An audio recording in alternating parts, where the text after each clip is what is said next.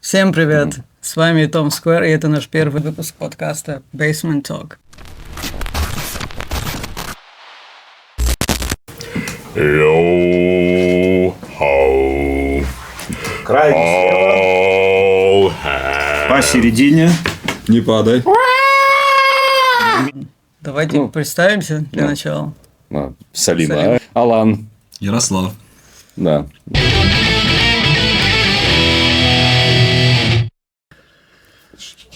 Собственно, начнем? Я думаю, сначала стоит объяснить зрителю, который случайно забредет на это видео, что тут вообще происходит. Да, что мы такое? Грубо говоря, мы музыканты. Давайте начнем с фактов. Проект Tom Square существует, сейчас месяц вам точно не скажу, но с 23-го года. Терпел разные изменения, у нас был разный состав, где-то 1,5 года не было вообще музыкантов, я просто продолжал выпускать треки, снимать клипы, и вот мы 2,5 месяца как собрались. Да. С новым составом. Значит, во-первых, большая благодарность ребятам, которые были в первом составе с Салимой. Этим людям пришлось проходить очень большие потрясения, со многим таким серьезным сталкиваться. И мне их.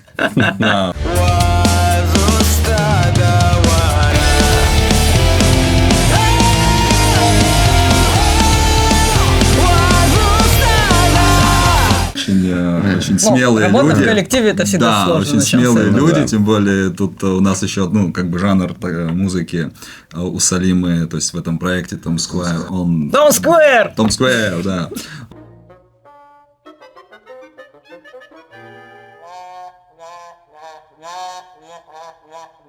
Он довольно специфичен для нашей республики, да и в целом, в принципе, для Кавказа. Есть, конечно, несколько групп, которые добились в определенной области и популярности, и успеха, и выступают и по Кавказу, и в разных других республиках, и в том числе и к нам приезжают. Но для нас это какая-то не знаю, на мой взгляд, это какая-то первая ласточка. Я надеюсь, что эта ласточка полетит далеко и надолго. И еще один важный момент. Мы здесь не всем составом. Да. У нас еще есть один гитарист, Амгел. Сегодня он не с нами. Он, усердно готовит материал. Да, очень скромный парень, поэтому он, в принципе, не особо... У него просто нет времени, не было времени присоединиться к нам. Не любит приходить. Сейчас мы такие ведущие, во вторую очередь музыканты. Собственно, работа в коллективе. Как вообще... работает. Как вообще работает и выживает музыкальная группа? Давай начнем с твоей перспективы. Коллектив это в каком-то смысле как в семье, да? То есть каждый должен с пониманием друг к другу относиться. Очень хорошее замечание. Но также не стоит забывать об ответственности. То есть, как обычно бывает у многих групп, да, почему все распадаются по каким-то причинам, конфликты какие-то. Амбиции. Очень много всякого может быть. Не только потому, что люди не сошлись характерами, или элементарной дисциплины нет, или еще привычки у кого-то какие-то вещи. А вы что думаете? Как вообще сделать так, чтобы группа не распалась? Как сделать так, чтобы группа не распалась? Смотри. Касательно того, что группа как семья, это на самом деле такой далеко не самый обязательный момент. Одна из сторон, типа. Я помню, натыкался на стату какого-то продюсера, точно не помню, то ли менеджера, то ли еще что. На самом деле это нормально, что в группе максимум 2 человека делают 90% работы, остальная половина в лучшем случае не мешает. Наемники. Да. Сессионные музыканты и прочее. В этом плане суть скорее именно в том, чтобы сойтись характерами и не чтобы желание придушить друг друга не перевесило Что самое главное в коллективе, по-вашему? Любовь к музыке. Относительно общий взгляд должен быть к творчеству. Эффективный лидер, который может просто взять всех и заставлять работать. Работает! Я так считаю. И надо, я считаю, еще, когда ты идешь, вот, ну, даже если ты с чем-то там, с кем-то не согласен, вот, надо всегда вот идти, ну, это может быть даже как с работой. То есть, если ты идешь вот на репетицию, и ты понимаешь, что ты сейчас получишь хорошие эмоции, и свои эмоции отдашь, тогда вот мне кажется, что, ну, если вот у всех как бы это вот происходит, тогда мне кажется, что коллектив, в принципе, обречен на что-то хорошее. Главное еще умение слушать каждый, да, то, что говорит. Обязательно. Взаимопонимание понять хотя бы друг в друга. музыкальной части, то есть, чтобы не было такого, что коса на камень нашла где-то у кого-то, и все, и уперся. Ну и, конечно Или же, уперлись. труд. Да, музыкальное Искусство взаимопонимание, ну, Да. такой забавный момент, учитывая то, что, ну, так, я не слушаю тяжелую музыку, но почему-то все еще с вами играю. Ну, ты, ну, как бы это все равно музыкальное взаимопонимание. Ну, да. Это просто ты говоришь про стилистическое какое-то Ну, да. соответствие. Ну, да. Вот. Ну, тоже справедливо. Поэтому... Ну, вот, например, Алан у нас играет там в 2 группах параллельно. Вот, то есть, ну, в принципе, уже в 3 группах играет. Вот.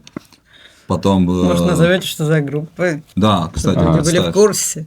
Ну, как бы, вот, ну, моя, как бы, вот вторая, я бы сказал, типа, основная группа, если вот если так можно вот у нас говорить, CT-17, и как бы, ну, по крайней мере, это один из пока рабочих вариантов названия. Что это, как это переводится? Ну, это город 17. City Почему? 17. Почему такое название? Ну, короче, это отсылка к классической игре. Типа, очень жирная отсылка. Окей. Ну, как там по жанрам, что именно вы играете? По жанрам, ну, мы относительно недавно вот решили, скажем так, отбросить каверы и начать все-таки просто писать свою музыку. И не могу сказать, что мы на каком-то жанре сфокусированы. То есть Короче, мы пока пробуйте. Каждый приносит что-то свое? Не. Или... Сейчас вот сначала Салима. Да. Мы не то, что пока пробуем, мы просто делаем. То есть мы вот это вот пробование, нахождение себя, вот, типа, так скажем так, на второй план, типа, Тогда можно унесли. сказать, типа, экспериментная фаза. Что-то такое. Экспериментная фаза, которая как бы является просто жизнью группы. Вот так вот сказать могу. Тогда можно и жанр назвать экспериментальный рок. Да? Ну, скажем так, то, что мы играем, можно назвать, музыку делаем. Как бы это не панк, это не рок, это, мы по сути как бы пытались делать все как бы от джаза до хип-хопа. Нормально. Да. Ну, это типа, в принципе, потому что вы изначально там и каверами занимались. Там, Ну, да. Там все как бы. Да. Вот любимый, допустим, какой-то, вот, допустим, у тебя жанр. Я понимаю, что ты слушаешь все, но все-таки есть какой-то вот любимый, там, какая-то группа любимая, которая вот, ну, первая прям в голову. Ну, первое, что приходит в голову, это The Doors. The Doors. Да, ну как бы. А так, чем больше музыки знаешь, тем сложнее назвать что-то любимое. Ну, да. Это Как точно. бы. Сейчас еще там лет 5 назад мог сказать, что там вот, просто безапелляционно мог сказать там. Нирвана! Ну, допустим, там Ария, к примеру, да. А сейчас я вот, что-то как-то уже затрудняюсь. Ну да, понятное дело. То есть. Вопрос из студии. Озвучивай. Повлиявшая. Любимая, повлиявшая. Любимая, повлиявшая? Не любимая группа или музыка, а повлиявшая. Повлиявшая? Оказавшаяся. Вообще, как интересно, может повлиять на творчество, и не обязательно та музыка, которая нравится, а даже вот что-то совершенно противоположное, что ты и не слушаешь, в принципе, но что-то вот как-то твое подсознание зацепилось за какую-то вещь. Ну, вот что, например, у тебя это? Я могу первый ответить. До 2002 года я слушал группы именно это Queen, допустим, Bon Jovi, такое вот. Но я не занимался тогда музыкой, вообще. Хотя были там попытки, там пианино, там у Максима Бусловского пытался гитарой заниматься, но как-то не заходило. И вот в 2003 году, когда я услышал группу Ария, вот тогда я понял, что я хочу играть на инструменте, в принципе, на гитаре. Вот, тогда средств каких-то не было. Вот. Ну, я старался там что-то как-то. В итоге где-то в классе в 9 мне там купили хороший инструмент, там, акустическую гитару, и уже дело пошло. И вот металл, хард-рок, какой-нибудь поп-рок, да, вот такие вот вещи. И как-то, когда занимался, то есть участвовал в проекте у Абза Берзени, так получилось просто, что вот меня начали приучать как-то вот к фанку. Я вот, хотя я эту музыку вообще как бы изначально не понимал и не любил, но я прям вот проникся. То есть, несмотря на то, что вот даже вот у нас есть хороший друг, это вот Мате Сквитария, и вот у него тоже такое же присутствует. Он любит металл и любит фанк. Как это может быть? А сейчас я понимаю. Вот есть у вас такое из всех существующих жанров, которые вы знаете, какой-то определенный, который вот прям вообще не воспринимаете? Вообще не воспринимаю. Ну вот этот, знаешь, вот новая волна металла, ну как новая, от 2010-го, условно говоря, когда там... Речь о дедкоре. Ну, там да, ну, ты знаешь, когда тяжесть идет ради тяжести, и black metal. Просто еще, к слову, еще не договорил, почему я вот сказал именно про Арию и про фанковые какие-то группы, которые уже во взрослом возрасте начал слушать. Ария меня к музыке привела, то есть, то есть это изначально то, что в принципе на меня повлияло. А фанк, он мне дал, собственно, в музыке понимание того, что вот прям ритмическая музыка, она как будто бы для меня с лирической, она прям, то есть я не могу сказать, что мне больше нравится. То есть фанк это вот прям для меня уже вот во взрослом возрасте стало такое. То есть, вот я фанатею от хорошего фанка. Ну, кстати, вот у меня вот такое, знаешь, отношение к фанку. Мне не сказать, что сильно нравится его слушать, такая чилловая музыка, короче. Но я очень кайфую его играть. Вот, да. Тоже, да. То есть, это кайф. И вообще, вот для любого музыканта, пусть он там вокалист или, не знаю, барабанщик, гитарист и так далее, и когда ты себя ограничиваешь какими-то определенными рамками, ты все равно не растешь, правильно? Нужно пробовать себя в совершенно разном и слушаться любую музыку. Даже то, что не нравится, на самом деле. Да. То, что тебе не нравится, когда ты пытаешься это понять, ты как-то... Новые границы все равно открываешь. Да, в любом случае. К слову, да, кстати. Вот, например, спрашивают некоторые люди, вот как ты играешь панк, ты же никогда не слушал панк, там, и это вообще, то есть, что вы там играете? А я всегда говорю, а вы вообще присутствуете, то есть, вы вообще понимаете, что такое играть, в принципе, панк?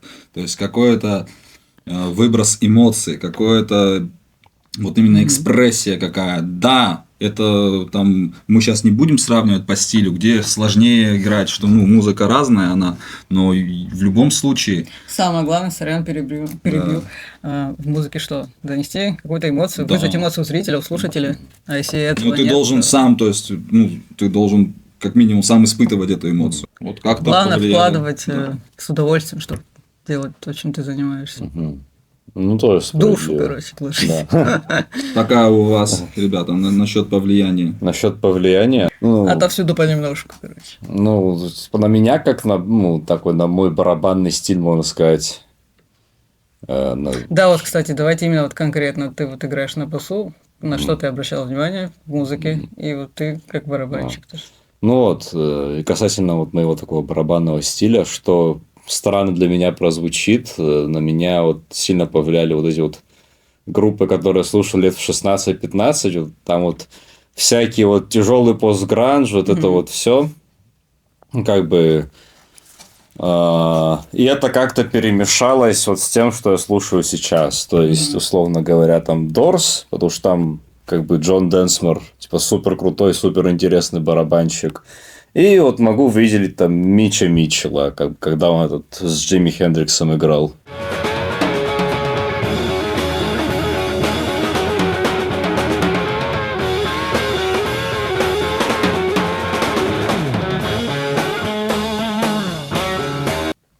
А как ты вообще смотришь, например, игру каких-нибудь дэт-металловских барабанщиков? Смотри. Техника крутая. Насколько мне известно, вот насколько я как бы наслушанный вот в дэф-метале, Там в основном это, ну, бласт-биты, понятное дело. Это не сказать, что сложная техника, это, ну, ее просто нужно нарабатывать очень долго, очень жестко. И... Там практически, короче, нет пустот. Ну да, ритме. да, и просто просто быстрые сбивки. Они типа часто не сложные, типа просто...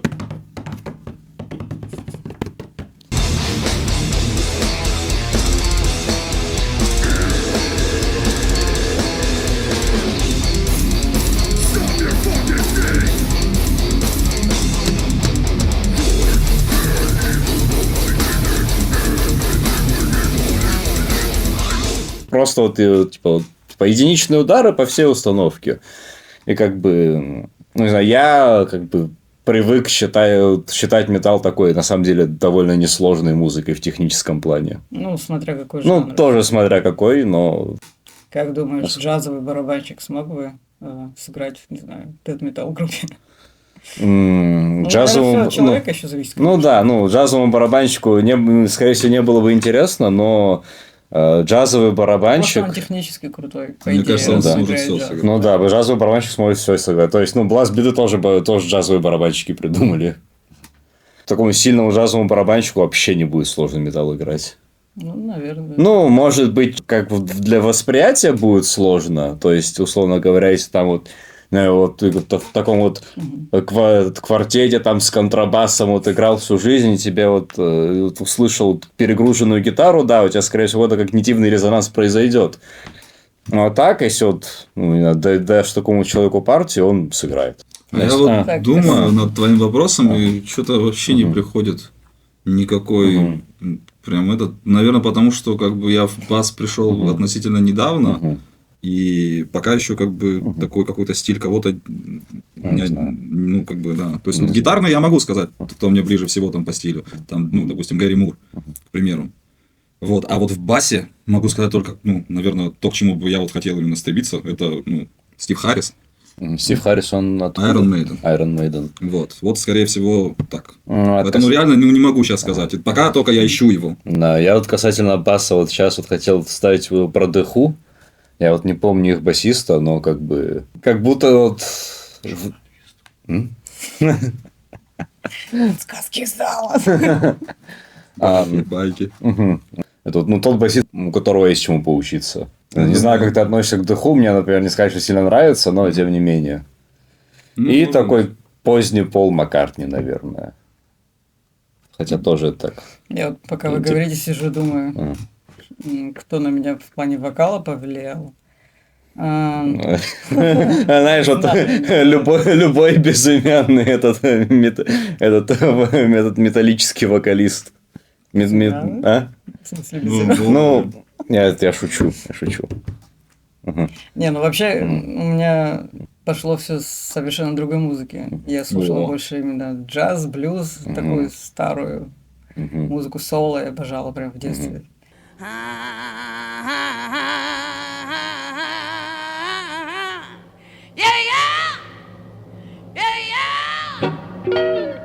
I believe that something got a hold on me. I wonder what's gonna happen, baby, to you when I'm gone.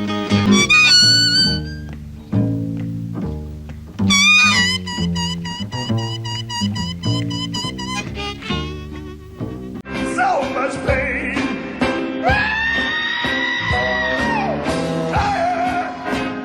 И я помню, как я сидела часами, слушала там Бесси Смит, Эту Джеймс, Билли Холидей и прочих вот этих вот певиц. И, наверное, на меня даже больше именно вот такие вокалисты повлияли.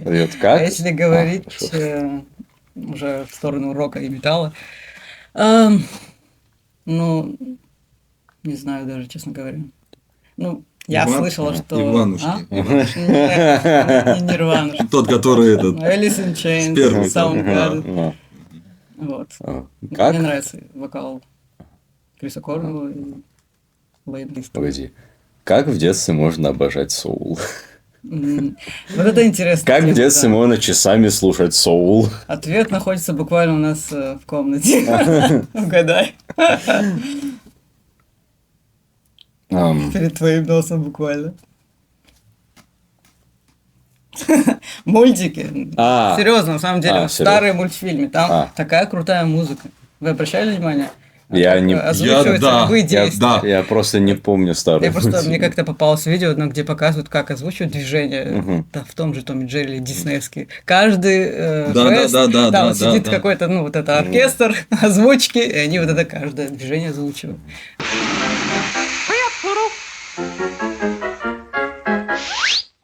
Hey, you! No dogs allowed! See? Leaving for Azusa and all points.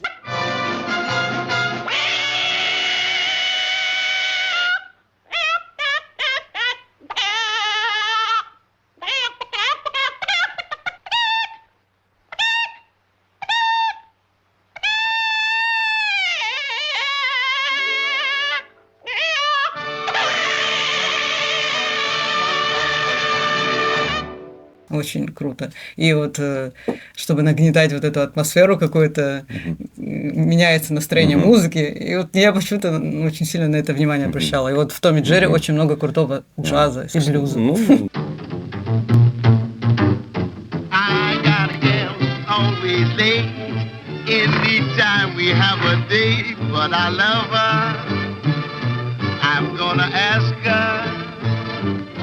Is you wheels or is you ain't my baby? The way you acting lately makes me doubt. Stop the dead of the baby. You still my baby, baby. There's my flame in your heart, don't go down.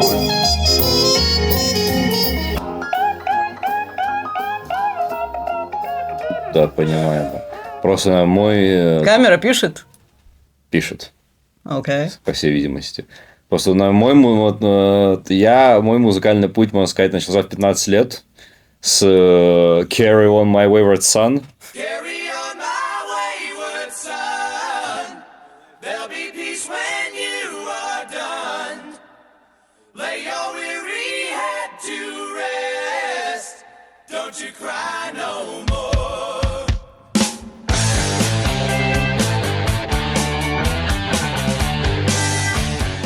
Не буду говорить, где я это услышал, скорее всего, очевидно. А вот не очевидно, я вот, например, не знаю, о чем ты говоришь. Мне расскажи. Зрители, многие, не знаю. Понимают, о чем. Точнее, даже не в детстве, какой детство, вот лет в 15. Появилось нормальное... Пишешь своим стулом. Появилось нормальное телевидение, даже не интернет. Там, я не помню, по какому каналу, вроде по 2+2, крутили сверхъестественное. Да. И вот я слышу эту песню и думаю, черт, все. Ой, надо этим заняться. Где вы слушали какую-то музыку, которая вам сразу запала, и вот у вас с этого тоже пошло что-то? У меня, например, из компьютерных игр еще. Need for Speed, всякое такое. Прям ностальгия. Я просто в детстве не играл в Need for Speed. Okay. Не, у меня именно или сериалов каких-то. Да, буквально первая песня в жизни, на которую я обратил внимание, знаешь, которая запала и которая, знаешь, нашептала мне на ушко, что надо пойти заниматься музыкой, это вот именно она, вот Carry On My Wayward Son. В 97 году, по-моему, сняли фильм многосерийный, там 26 серий, российский кинофильм. Называется «Графиня де Монсоро». И там, в общем, композитор Олег Кива. И вот, наверное, это. То есть, прям, невероятный. Вот прям у каждого есть своя тема. Они все переливаются, где-то они соприкасаются. И вот они у всех... Там даже бывает, что, в принципе, мотив-то дублируется. Но все обыгрывается по-разному. И вот реально, наверное, вот этот фильм, и вот это Олег Кива вообще бомба. Я вспомнил вот буквально пару фильмов, в которых реально крутая, интересная музыка, и как бы это фильмы Гая Ричи. Ну да, кстати. Да. Вообще, конечно, еще смотря какой жанр фильма, что-то там эпичное, там какое-то невероятное, что-то оркестровое. Ну, кстати, вот как будто вот эта вот типичная оркестровая музыка в фильмах, она вот как-то давно стала очень однотипной. Ну, ты на нее даже везде, конечно, оркестр. Ну, потому что дело не в оркестре, дело в том, что просто раньше музыка как тот же «Титаник» без музыки это не «Титаник». В принципе, он не будет восприниматься, если там будут использоваться там спецэффекты, какие-нибудь замедления, там какие-то еще. Все раньше делала именно музыка, вот эти вот прям нагнетание, расслабление и так далее, все тогда. Раньше, когда этого это всего в целом не было. все равно чуть-чуть другая сторона, типа саундтреки. Ну да, это именно саундтреки. А именно музыка, вот как раз и у Гая Ричи, там вот у него музыка. Ну вот в старых фильмах, каких-нибудь 90-х, тоже интересные песни. Stuck in the middle with you. Или там у Тарантино что-то. Вот, хотел сказать. На все времена какие-то песни. Сейчас будет музыкальная пауза, типа. Да, и там, там вот эта сцена... Не-не-не-не. И там эта вот сцена из «Бешеных псов», где мистер Белый танцует. Stuck in the middle with you. Here I am, stuck in the middle with you. Yes, I'm stuck in the middle with you. А я почему-то вспомнил этот... Комар еще. Я поймала, прикинь, этот «Бесславные ублюдки». Вот темы, которые вот особенно с вальсом связаны, с вот этим вот, которые... Чё-то я как бы не любил «Бесславных ублюдков», это вот, каким бы крутым это фильм ни было, что-то я даже не заметил какой-то вот именно, музыки. Вот эти, знаешь, там как бы именно вот эти темы, то есть вот которые там переплетаются, вот реально, то есть вот реально там эти спецэффекты, да, там бах-бух и так трах-тарарах, но вот это вот прям так льется красиво, там вообще практически не заканчивается.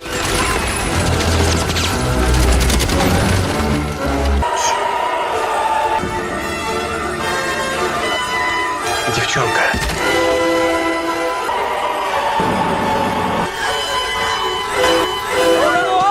Шошана! Это мизансцены, там постоянно что-то происходит. Или звуки какие-то такие определенные. У меня вообще уже как профдеформация пошла, я не могу иногда спокойно сидеть, смотреть кино, я представляю, как это все монтировали, как это или там снимали, как это переозвучивали, озвучивали. Вот, кстати, хороший вопрос. Вот опять-таки, когда ты уже начинаешь профессионально чем-то заниматься, потом, как тебе слушать это, то есть, вот это же уже надо как-то это отличается, да. То есть, если ты обычно юзаешь там музыку, какие-то там группы, ты, в принципе, не понимаешь, тебе просто по кайфу. Вот даже с нашим товарищем Бибиком мы тоже как-то ехали, разговаривали, что вот, музыканты зачастую просто в машине даже музыку не слушают. Вот, потому что, уже слишком как-то.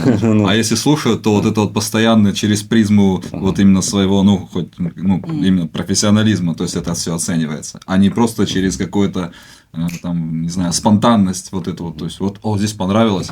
Вот бывает же такое? Ты не сможешь себе это выключить. Просто если, допустим, ты смотришь, это какая-то действительно хорошая работа, и твое внимание не зацепится за какие-то ляпы, тогда другой разговор. Как бы, наверное. Кстати, у меня вот чуть-чуть по-другому. То есть, условно говоря, слушать музыку в машине, я просто послушал там условия 10 секунд, дальше переключил, в смысле, типа, я уже знаю, что там дальше будет, ничего нового не услышу. Что забавно, вот я не могу что-то делать под музыку, она меня отвлекает. А если какая-то фоновая музыка без вокала, то... Без вокала? Я найду, что послушать. Если это, конечно, типа не три ноты, которые... Для фона врубайте, для фона работаете над чем? Нет, кстати. Я вот именно синтвейв больше, как фоновую музыку врубаюсь. Телек в основном. Белый шум, короче.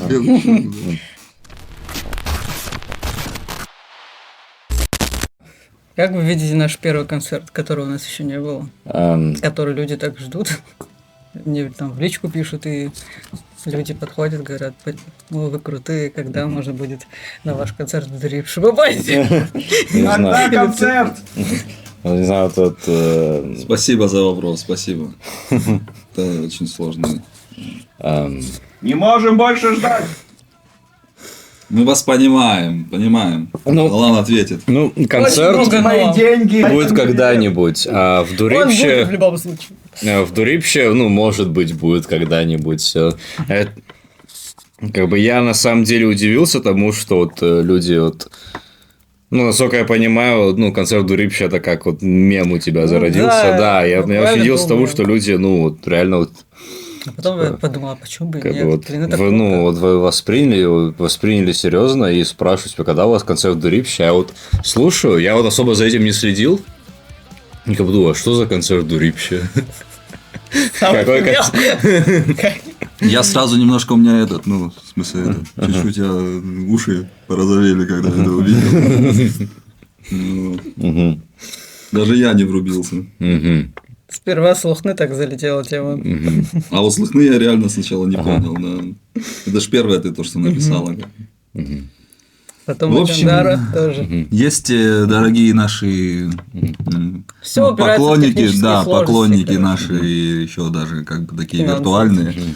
Есть очень много проблем, вот, которые мы как раз-таки решаем, вот, пытаемся, очень хотим, чтобы первое выступление было хотя бы в середине июля получилось. Я надеюсь, к этому времени мы и подготовим хорошую программу, где будут и песни проекта Tom песни, Square, и пляски, да, и- и какие-то вещи такие общеизвестные, которые, в принципе, могут понравиться именно слушателям такого стиля, такого жанра музыки, как панк. Ну, чтобы люди тоже подхватили, и Да. им было весело, главное. Хорошо, как вы думаете, вот кто и сколько людей придет? Интересно. Запомните этот вопрос, Ага. потом, когда будет Я концерт, приду. смонтируем, уже один. типа, Да, ожидания и как реальность. Я думаю, вот придет мама, папа и друзья. Ну, насчет Посмотрим, мамы, посмотрим. папы даже, честно говоря, не уверен. Вот, возможно. Просто, как бы, тут еще Мы сейчас вопрос. должны назвать цифру. Цифру? 75 человек. Ну, ты прям этот Я скажу 200. оптимист. Я думаю, на первом концерте, ну, конечно, это будет зависеть от того, где он будет проходить, я скажу по процентам, вот, больше. То есть, я бы назвал именно относительно, то есть, относительно зала. Ну, допустим, в зале 100 человек, ну, грубо говоря, 100 человек. Ну, сколько вот из этих 100 мест будет занято? Вот так я спрошу. Ну, я Вот думаю, это. 50. 50. А. 75. О. Ну, вот мне кажется, что тоже примерно 75 на сотку. А, если на сот? Да. Да. Тогда да. Мгм. А типа Может, как даже пройдет, вот как пройдет, как бы по 10-бальной шкале. Мое мнение, что очень Как наши хорошо, ожидания очень оправдаются. хорошо пройдет. Нет, я уверен, что 9 из 10 будет. Скажем так, у нас-то, ну, своя мера, условно Так. говоря. Как бы, ну, у меня было такое, что ну, вот мы там отыграли концерт, то есть, а мы вот смотрим друг на друга и думаем, вот, отвратительно. Минус 10 из 10. А типа вот к нам подходит, о, круто, круто, ой, молодцы, Да, так молодцы. всегда прибивает, реально. Ага. Расскажите подробнее Ага. Подробней об опыте живых выступлений. об этих живых выступлений. Ну, Чтобы я знал, на что приду, как будет выглядеть этот концерт. Точно. а будет выглядеть как концерт. У меня была такая идея. Ну, есть у меня, короче, пару знакомых, которые могут на это подкинуться. В общем, я нашла костюм. Ага. А уже плохо звучит, мне уже страшно. Два человека вместо могут быть security. смокинги, там, Могло быть Не-не-не-не-не. без костюмов вообще. Это хуже. Короче, у нас обязательно должны быть, да, люди, которые за порядок отвечают. Ну, понятно. А, Security, это короче, да. Да. И была такая мысль, чтобы они были в костюмах. Ну, костюм Тома. Тома? Нет. Ой, нет. Надувной костюм Тома. Они, короче, будут разговаривать. Ну, Нет, они, слушай, нет. короче, типа, Назови там мне слэмились во всем. назови мне И хотя два Тома бы бегают. назови мне хотя бы одного человека, который на это подпишется, кроме меня. Ну и меня, да. Кто будет стучать на барабан? Вот, хороший вопрос. Не, Не, ну, вообще я как Я бы сама с кайфом. да. Не, а как видел, что знаете, вы придете вот такие вот панково-хипстерские вот эти вот образы, а я в костюмчике. Подожди, что-то я не Хипстер понял. не Ты придет что-то на этот, панк-концерт. как-то не кради у Они меня разве не мысли. вымерли? Не, просто потому что ну, я на концерты часто прихожу где-то как джазмен. Ну, на самом деле, это тоже... Галстуки будешь, бантики? Не, в галстуке и бантики нет, но в костюме тройки. Ну, тройка, круто. Я тоже вижу себя, например, на сцене именно в таком чем-то, ну, полуклассическом или даже, ну, классическом Так, нет, как бы, да. А как мы будем выступать? Что это будет? Как мы будем выступать, что это будет? Мы будем песни играть. Да, мы будем Oh играть my песни. God. Да. А вот ты уже...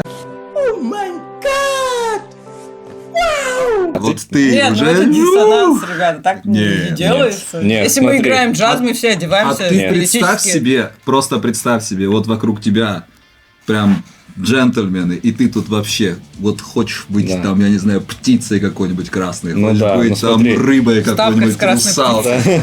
Да. Не, это вот как та тема...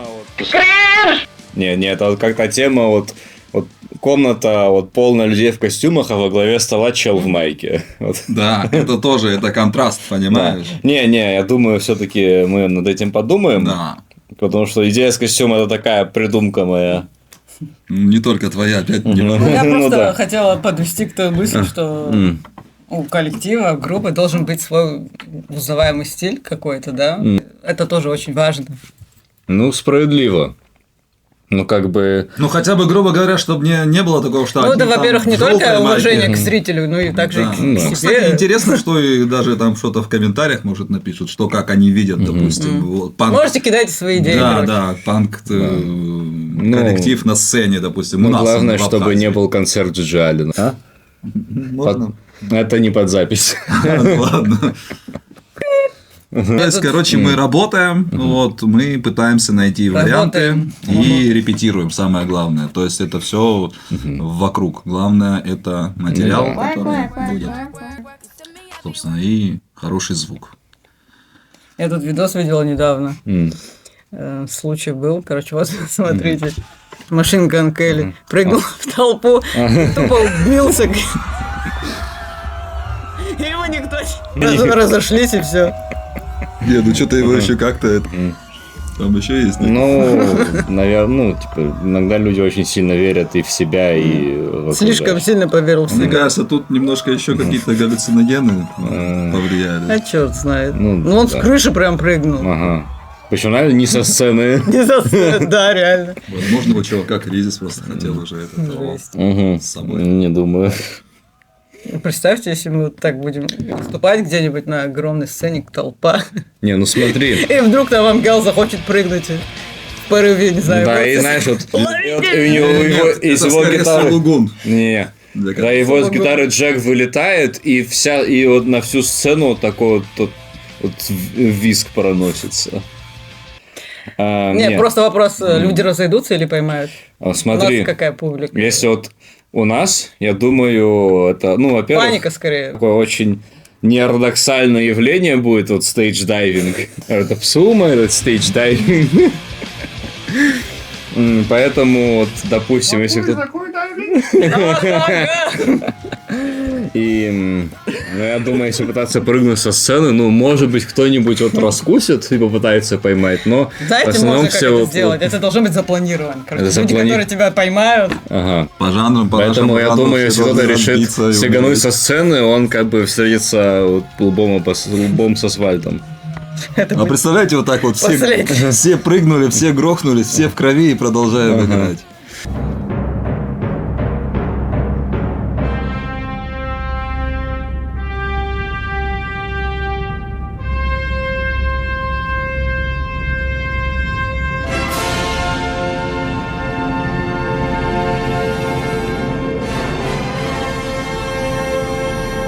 Слушай, я вот сейчас вспоминаю, вот, когда вот я выступал в Ачимчире на Новый год. Вот мы вот играем этот Джимми Хендрикса, этот Purple Haze. Вот начинается соло, я вот просто сижу и играю, в ус не дую, и вот внезапно мир поплыл. Вот мир поплыл, вот секунда, мгновение, и вот слышу вот очень громкий хлопок, и больше ничего. Вот, А что случилось? вот мне по духу практически петарду закинули. О, Я ничего не понимаю, что происходит. Вот Что за неуважение зрителей?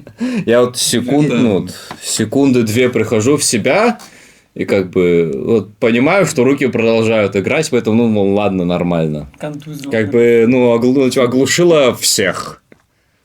Но никто не остановился. Блин, жесть. Нормально. Кстати, про вот эти петарды, господи, как это ненавижу. Каждый раз к Новому году вот это начинается. Да. Ходят, Ладно, раньше мы, пацаны, вот в наше время, мы там ходили, там, я не знаю, мы придумывали что-то, как взять там петарду, там зажечь, подождать, и чтобы она там взорвалась в небе, там, ну, в смысле, в воздухе. Потом там, ну, в банку там на нее положить, чтобы она до банка взлетела. Вот я уже несколько уже лет я замечаю, что даже не мальчики взрывают, девчонки проходят, вот компашками, ну, маленькие, ну, в смысле, сколько лет там, по 12, и кидают, и типа, какая реакция будет? Вот так вот смотрят, вот так вот. То есть, что это как бы? Ну, не знаю. Я один раз, короче, шла. Дефицит внимания, рынка, может, и мне бросили что? в капюшон, вот так петарду, она мне взорвала. Ну, как бы, Ну, да, это воспитание. ну, типа, да, педарды бесят, но, честно, чем бы дитё не тешилось. Вот я так считаю. Как бы... Сколько, наверное, было несчастных случаев, которые... Ну, сколько их было, столько и будет. Ну, как бы, пока как бы спрос есть предложение. Я против петард. Петарды зло отменить. Cancel. Раньше просто боялись по башке получить от взрослых. Поэтому такой фигней. Ну, вот мы, например, мы что-то делали. Да, Нет, конечно. мы какой гадости только не делали, но мы хотя бы пытались это скрыть, потому что знали, что получим, если спалимся. Сейчас вот такого нету. Момент, я один раз, короче, ну, совсем дурак был, я, короче, на Новый год в унитаз закинул бомбочку, я... Это вообще... Ну, слава богу, он был. Давайте вопрос. Панк или не панк? Вот что? Это панк или нет? Это... Панк или нет? Это не панк, потому что этим занимались Led Zeppelin. Все, Да, нет. Господи, слава богу. Типа, ну не, я не говорю, что я занимаюсь Led Zeppelin. Просто интересно, что было в этой голове. Вот я сейчас вот думаю, просто вот что я хотел, это, ну, кому я доказать, что хотел. Ну, мы клеили его Может, ты потом. хотел, чтобы как Моисей, короче, воду... Не, кстати, вот я про Led Zeppelin что вспомнил. Вроде как это было про Led Zeppelin. Они должны были вылетать. То есть, они уже вместе собрали, вот в аэропорт приехали. И вроде вот Джон Бонхам вот кричит, мол, типа, погодите, я что-то забыл. Бонхам это же барабанщик. Да-да. Он едет в отель обратно, поднимается в их номер, выкидывает телевизор в окно и возвращается. Забыл, парень. Просто хотелось бы сказать от лица группы, лица коллектива, большое спасибо нашим подписчикам, нашим слушателям. Нашим хейтерам тоже. Хейтерам тоже. В общем, всем людям, которые там смотрят и как-то взаимодействуют с нами. Мы тоже со своей стороны постараемся не подвести. Вот, будем работать, ну, постараемся в поте лица, там, ну, или в поте головы, я не знаю. Вот. Так что всем пока. Нет, еще не пока. У нас, короче... точно, не пока. Да. Расписаться. Каждый наш Так, гость, да. кто будет приходить сюда, будет оставлять Подпись. пожелание, любую надпись на скатерти. Хорошо. Только вот мы надо тоже бы... оставим. можно мне... Выбирайте вот цвет. что написать? А не знаю, что хотите писать. Сейчас. Ну, прямо в подпись это оставлять. Чтобы поближе это запечатлеть. Сейчас, погоди, я вот здесь. Что я написал? Ладно, все. Мир тру. Ну, собственно, получается... До новых встреч! Auf Wiedersehen, да.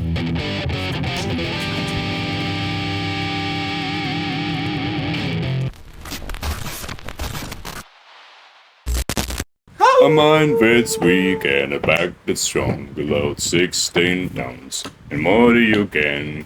Another day older and deeper in them. Saint Peter, don't you call me, 'cause I can't go. I owe my soul to the company store.